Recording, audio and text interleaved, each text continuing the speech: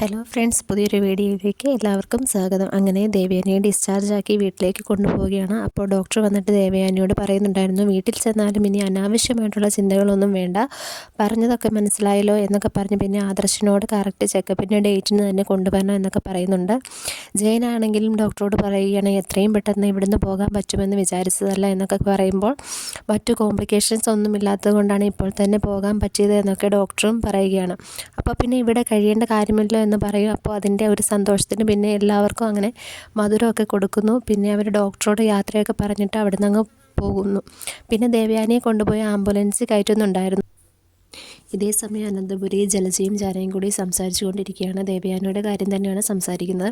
ഏട്ടത്തി എന്തായാലും ഉടനെ ഇങ്ങോട്ട് വരുമല്ലോ. അപ്പോൾ ഏട്ടത്തി വരുന്നത് മനസ്സിൽ മരുമകളോടുള്ള വെറുപ്പുമായിട്ടാണ്. അപ്പോൾ ഇത് നമ്മൾ കൂട്ടാൻ വേണ്ടിയിട്ട് വീണ്ടും ഓരോ കാര്യങ്ങൾ ചെയ്യണം, അതൊക്കെയാണ് അവർ പ്ലാൻ ചെയ്യുന്നത്. അവരുടെ സംസാരം അങ്ങനെയൊക്കെ. പിന്നെ നയനനെ പുറത്താക്കണം, അല്ലെങ്കിൽ പിന്നെ അവൾ ഇവിടെ അങ്ങ് വാഴും എന്നൊക്കെയാണ് അവർ പറഞ്ഞുകൊണ്ടിരിക്കുന്നത്. അതുപോലെ തന്നെ ആദർശാണെങ്കിൽ അവൾക്ക് വീടൊക്കെ എടുത്തു കൊടുത്തല്ലോ. അപ്പോൾ അതിനൊക്കെ വാടകയൊക്കെ എടുത്ത് കൊടുത്താണോ അതോ ഇനിയിപ്പോൾ വാങ്ങിക്കൊടുത്താണോ എന്നൊക്കെ ആർക്കറിയാം എന്നൊക്കെ ഇവർ പറഞ്ഞുകൊണ്ടിരിക്കുകയാണ്. അപ്പോഴത്തേക്കും മുത്തശ്ശി അങ്ങോട്ട് വരുന്നുണ്ട്.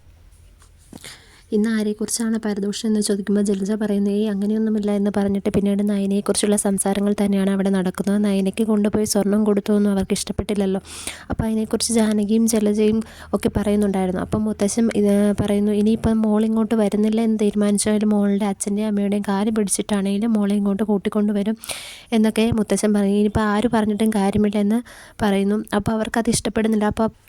അപ്പോഴേക്കും ദേവയാനിയെ കൊണ്ടുവരുന്ന ആംബുലൻസ് അവിടെ മുറ്റത്തേക്ക് വരുന്നുണ്ടായിരുന്നു. എല്ലാവരെയും അങ്ങോട്ട് നോക്കിയാണ്. പിന്നെ ദേവയാനി ആംബുലൻസിൽ നിന്ന് ഇറക്കിക്കൊണ്ട് വരുന്നുണ്ടായിരുന്നു. അനാമികയാണെങ്കിലും ഇങ്ങനെ മനസ്സിൽ ഓർക്കുകയാണ് കേട്ടോ, അസുഖക്കാരി വന്നു, ഇനി കുറച്ച് അഭിനയിച്ചേക്കാം എന്നൊക്കെ ഓർത്താണ് അങ്ങോട്ട് ചെല്ലുന്നത്. അപ്പോൾ തന്നെ ദേവയാനി അകത്തേക്ക് കയറ്റുമ്പോൾ തന്നെ വല്യമ്മ എന്ന് കരഞ്ഞുകൊണ്ട് അനാമിക ഓടി ചെല്ലുകയാണ്. പിന്നെ മുത്തശ്ശനും ഒക്കെ ഇങ്ങനെ നോക്കുന്നുണ്ട് കേട്ടോ. പിന്നെ ദേവയാനി ആണെങ്കിലും പിന്നെ മുത്തച്ഛനെയും മുത്തശ്ശിയൊക്കെ നോക്കിയിട്ട് പറയുകയാണ്, ആയുസിൻ്റെ ബലം കൊണ്ടാണ് അമ്മയ്ക്ക് എന്നെ കാണാൻ പറ്റിയെന്നൊക്കെ പറഞ്ഞിട്ട് പിന്നെ ദേവയാനി അകത്തേക്ക് അങ്ങ് കൊണ്ടുപോവുകയാണ്. അപ്പോൾ അവരെ അകത്തേക്ക് പോകുന്ന സമയത്താണെങ്കിലും ജാനകി പറയുകയാണ്, അനാമിക മോളുടെ ഒരു സങ്കടം കണ്ടോ, അവൾക്ക് വല്യമ്മേനെ കണ്ടപ്പോൾ അത്രയും സങ്കടമായത്, അവൾക്ക് വല്യമ്മയോട് ഭയങ്കര സ്നേഹമാണെന്നൊക്കെ പറയുന്നു കേട്ടോ. അപ്പോൾ അതിൽ വലിയ സ്നേഹം തന്നെയാണ് എന്നിങ്ങനെ ജയൻ കളിയാക്കുന്ന രീതിയിൽ പറയും. ഏട്ടൻ എന്താ അങ്ങനെ പറഞ്ഞപ്പോൾ ഒരു പുച്ഛം എന്നിങ്ങനെ ചോദിക്കുകയാണ് ജാനകി. ആണെങ്കിലും അതിൻ്റെ കൂട്ടത്തിൽ പറയുന്നുണ്ടായിരുന്നു, ഇതിങ്ങനെ ഒരുത്തിയാണെങ്കിലും ഏട്ടത്തി എന്തോ ഒന്ന് പറഞ്ഞു എന്ന് വിചാരിച്ചിട്ട് ഇങ്ങനെ അവളുടെ വീട്ടിൽ പോയി സുഖിക്കല്ലേ എന്നൊക്കെ പറയുമ്പോൾ മുത്തശ്ശിക്ക് അത് ഇഷ്ടപ്പെടുന്നില്ല കേട്ടോ. മുത്തശ്ശി ആണെങ്കിലും ജാനകിയോട് പറയുന്നുണ്ടായിരുന്നു. അതേപോലെ തന്നെ മുത്തശ്ശനും പറയും കേട്ടോ, എന്നെക്കൊണ്ട് കൂടുതലൊന്നും പറയിപ്പിക്കരുത് എന്നൊക്കെ പറയുന്നുണ്ട്. ഇപ്പോൾ നയന ഇനിയിപ്പോൾ ഇങ്ങോട്ട് തിരിച്ചു വരില്ല എന്ന് വിചാരിച്ചിട്ടായിരിക്കുമല്ലോ ഇവിടുന്ന് ഓരോരുത്തർ അവർക്കുള്ള സമ്മാനമൊക്കെ ആയിട്ട് പോകുന്ന, അങ്ങനെ പോകാൻ ഇവിടെ ആളുണ്ടല്ലോ എന്നൊക്കെ പറയുമ്പോൾ മുത്തശ്ശി നിർത്താനായിട്ട് പറയുകയാണ് ജാനകിയോട്. അപ്പോൾ കുറേ ആയി നീ ഇങ്ങനെ കാര്യമറിയാൻ സംസാരിക്കുന്നു എന്നൊക്കെ പറയുന്നു. പിന്നെ മുത്തശ്ശൻ ആണെങ്കിലും ജയനാണെങ്കിലും ഒക്കെ പറയുന്നുണ്ടായിരുന്നു, ഞാൻ എപ്പോഴും പറയാറുണ്ട് എൻ്റെ ഭാഗ്യമാണ് എൻ്റെ മകനും അതുപോലെ തന്നെ എൻ്റെ ഭാര്യ എന്ന്, പക്ഷേ അത് നീയും കേൾക്കാറുണ്ടല്ലോ. ഇപ്പോൾ ഞാൻ പറയുന്നു, എൻ്റെ ഏറ്റവും വലിയ ഭാഗ്യം എൻ്റെ മരുമോളാണെന്ന് പറയും. ആ മരുമോൾക്ക് പിന്നാലെ അച്ഛനും അമ്മയും പോയെങ്കിൽ ഞാനും അതുപോലെ തന്നെ ഇതുപോലെ സമ്മാനങ്ങളൊക്കെ ആയിട്ട് പോകുമെന്ന് പറയുകയാണ്. അപ്പോൾ ഈ പറഞ്ഞത് എൻ്റെ മരുമകളെ കുറിച്ചാണെങ്കിൽ അതൊരു സത്യം ഉണ്ടായിരുന്നേനെ എന്നൊക്കെ പറയുന്ന സമയത്ത് മുത്തശ്ശൻ പറയുന്നുണ്ടായിരുന്നു, ഞങ്ങളിങ്ങനെ പുറമേയുള്ള സ്നേഹമല്ല ഇങ്ങനെ കണക്കിലെടുക്കുന്ന, മനസ്സിൽ തട്ടി സ്നേഹിക്കണം, അത് ആരെയും കാണിക്കാൻ വേണ്ടി ആയിരിക്കരുത് എന്നൊക്കെ പറയുന്നു. അപ്പോൾ അങ്ങനെ കാണിക്കാൻ നയനയാണ് എന്നുള്ള രീതിയിലാണ് കേട്ടോ അങ്ങനെ ജാനകി സംസാരിക്കുന്നത്. അപ്പോൾ അത് ഇഷ്ടപ്പെടാതെയാണ് മുത്തശ്ശി ജാനകിയോട് നിർത്താനൊക്കെ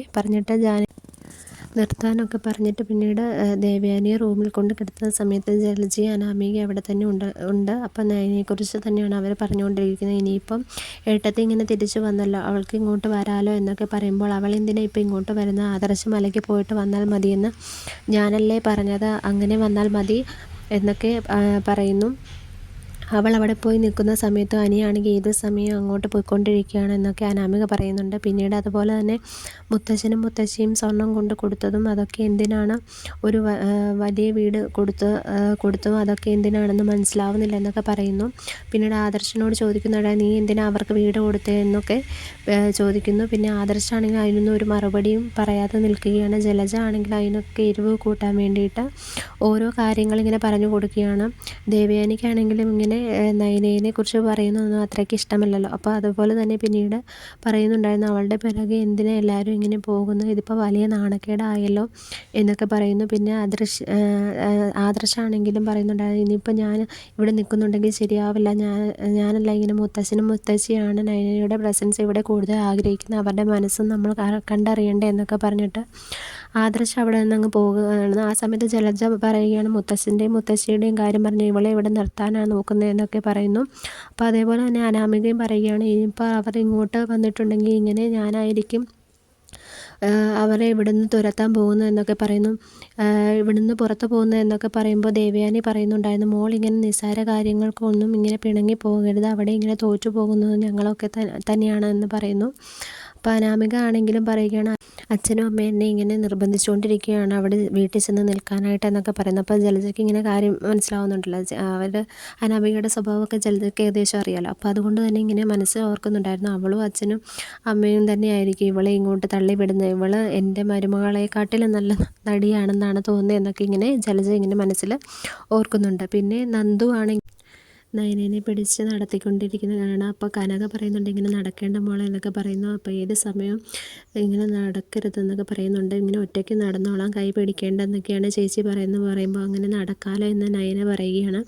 അപ്പോൾ ഇങ്ങനെ സംസാരിച്ചു കൊണ്ട് നിൽക്കുന്ന സമയത്താണ് ആദർശ് അവിടേക്ക് വരുന്നത്. അപ്പോൾ നന്ദു പറയുന്നു, കൈ പിടിച്ച് നടത്തേണ്ട ആൾ വന്നല്ലോ എന്ന് പറയുകയാണ്. നയന പറയുന്നുണ്ടായിരുന്നു, ഇനി എനിക്ക് നടക്കാൻ വയ്യ, ഞാൻ കുറച്ച് സമയം ഇവിടെ ഇരിക്കട്ടെ എന്ന് പറഞ്ഞിട്ട് പിന്നെ ആദർശ് നയനേനെ സോഫയിൽ അങ്ങ് ഇരുത്തുന്നുണ്ട്. പിന്നീട് ദേവയാനിയുടെ കാര്യങ്ങളൊക്കെ ചോദിക്കുന്നുണ്ട്, അമ്മ ഡിസ്ചാർജ് ആയി വന്നോ എന്നൊക്കെ ചോദിക്കുന്നു. അപ്പം വന്നു എന്ന് പറയുന്നുണ്ട്, അമ്മ ഇപ്പോൾ ഇതുപോലെ കുറച്ചൊക്കെ നടക്കാറായിട്ടുണ്ട്, അമ്മയ്ക്ക് ഇങ്ങനെ നടക്കാനൊക്കെ ആയിട്ടുണ്ട് എന്ന് പറയുമ്പോൾ കനകയാണെങ്കിൽ അമ്മയ്ക്ക് വേറെ കുഴപ്പമൊന്നും ഇല്ലല്ലോ എന്നൊക്കെ ചോദിക്കുന്നു. പിന്നെ നന്ദു ആണെങ്കിലും ആദർശിനോട് ചോദിക്കുന്നുണ്ടായിരുന്നു, ആദർശേട്ടൻ്റെ അമ്മ എപ്പോഴും ചേച്ചിയാണോ പാലിൽ വിഷം ചേർത്ത് തന്നതെന്നാണ് വിശ്വസിക്കുന്നതൊക്കെ ചോദിക്കുമ്പോൾ അത് അമ്മയുടെ മനസ്സിൽ അങ്ങനെ തന്നെയാണോ ഉള്ളത്, എന്തുകൊണ്ടാണെന്ന് അറിയില്ല, ഇങ്ങനെ നയന നവ്യയ്ക്ക് കുടിക്കാൻ വേണ്ടി കാച്ചി വെച്ചിരുന്ന പാലാണല്ലോ, അത് നയന അല്ലേ എടുത്ത് കൊടുത്ത, അമ്മ അങ്ങനെ സ്വന്തമായിട്ട് ചെന്ന് എടുത്ത് കുടിച്ചത് തന്നെയാണ്, പിന്നെ എന്തുകൊണ്ടോ അമ്മ അങ്ങനെ വിശ്വസിക്കുന്നതെന്ന് എനിക്കിതുവരെ മനസ്സിലായിട്ടില്ല എന്ന് ആദർശ് പറയുമ്പോൾ നയന പറയുകയാണ്, അങ്ങനെ അമ്മേനെ വിശ്വസിപ്പിക്കാൻ അവിടെ ആളുകളുണ്ടല്ലോ എന്ന് പറയുകയാണ്. എനിക്കിപ്പോൾ അങ്ങനെ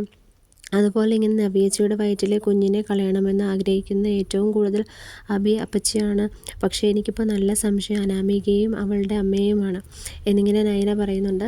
അപ്പോൾ ആ സമയത്ത് അവർ രണ്ടുപേരും കൂടെ ചെയ്യാനുള്ള സാധ്യതയുണ്ടെന്ന് നന്ദുവും പറയുകയാണ്. അപ്പോൾ ആദർശ് പറയുന്നു, അത് ശരിയാണ്, ഇപ്പോൾ അനാമികയും അപ്പച്ചിയൊക്കെ ഇങ്ങനെ ഒറ്റക്കെട്ടാണ്, അവരിങ്ങനെ നല്ല കട്ട സപ്പോർട്ടായിട്ടാണ് രണ്ടുപേരും നിൽക്കുന്നത് എന്നൊക്കെ പറയുന്നു.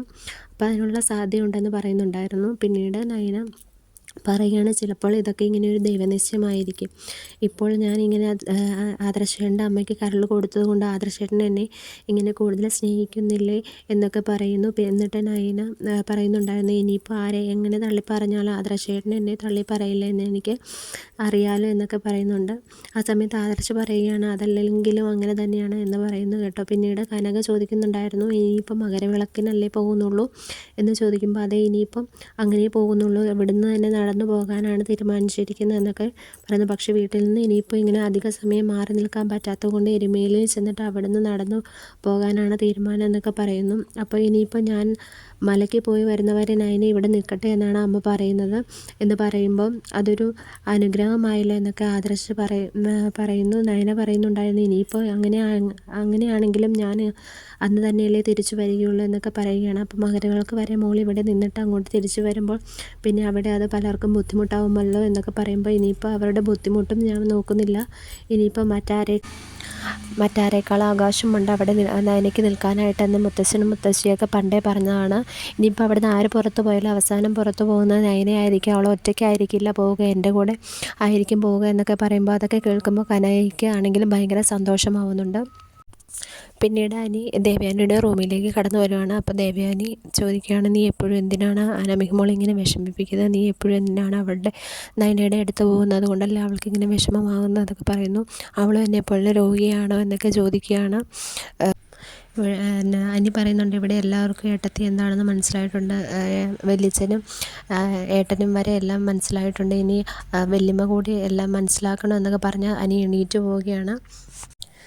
അപ്പോൾ ഇതേപോലെ തന്നെ ഈ എല്ലാ എപ്പിസോഡും വേഗത്തിൽ കാണാനായിട്ട് നിങ്ങൾ ഈ ചാനലൊന്ന് സപ്പോർട്ട് ചെയ്ത് സബ്സ്ക്രൈബ് ചെയ്തേക്കണേ.